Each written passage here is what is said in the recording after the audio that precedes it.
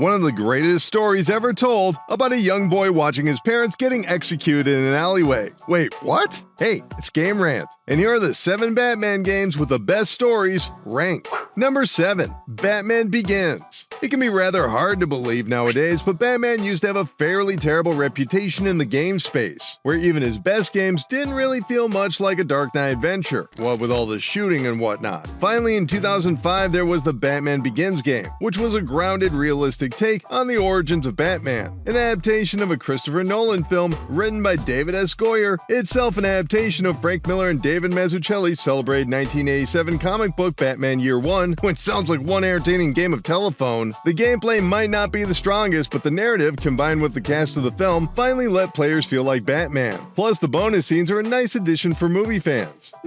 Number 6. Lego Batman 3 Beyond Gotham. The Caped Crusader has been protecting the grimy streets of Gotham for nearly 90 years now. But with all the efforts to make them dark and gritty, there are hardly any games that represent the equally valid, silly side of Batman. The Lego Batman franchise not only did this well, they did it so well, it helped a Lego Batman film get produced. And more importantly, Beyond Gotham reconnects Batman to his Silver Age shenanigans, every bit a part of the extended DC universe filled with magic and science fiction. And yet somehow, good old Bats, just a normal guy, can take on the likes of a super being like Brainiac, even when he's made of plastic. Wow. Number 5.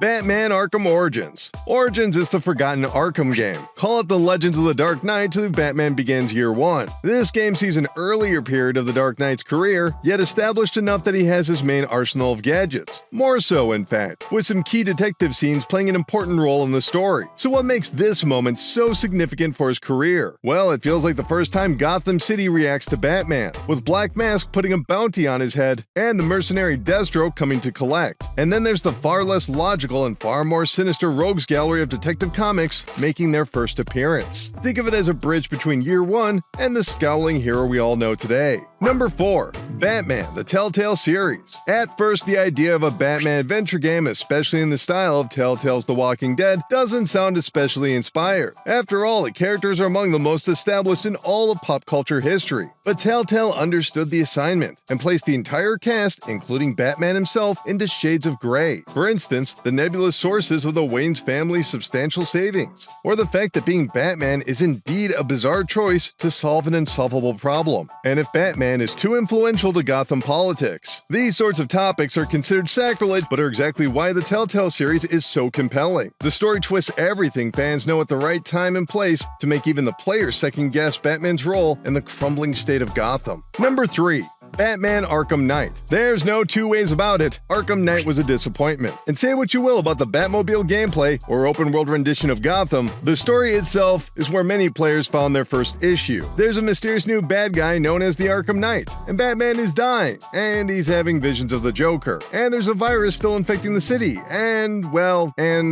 well, that's the problem. There's just too much going on. If you hang close to one plot line, you might feel some sense of resolution, but the general writing of the Arkham series is so strong, nailing the tone of each character, that even its worst outpaces most of the best. Number 2. Batman Arkham Asylum. Let's be clear, the reason Arkham Asylum succeeded had nothing to do with the story. Players saw the amazing free-flowing combat and had to have themselves a piece of that. But Bat fans were over the moon with the story, as it was written by none other than Paul Dini, who just happens to be one of the best Batman writers of all time, helping to shape the legendary Batman the Animated Series before moving on to other Bat-related projects. The premise is simple, and no, it has nothing to do with the Grant Morrison book by the same name. Arkham Asylum is overrun, and Batman needs to confront his classic enemies one by one to regain control of the facility. The strength of the writing comes from the voice of the characters, the way the Joker playfully announces something gruesome on the PA, to the muttering slang of Killer Croc. Everyone here feels alive and in it for themselves. So why isn't it number 1? Well, we think Mr. Dini did it better later on.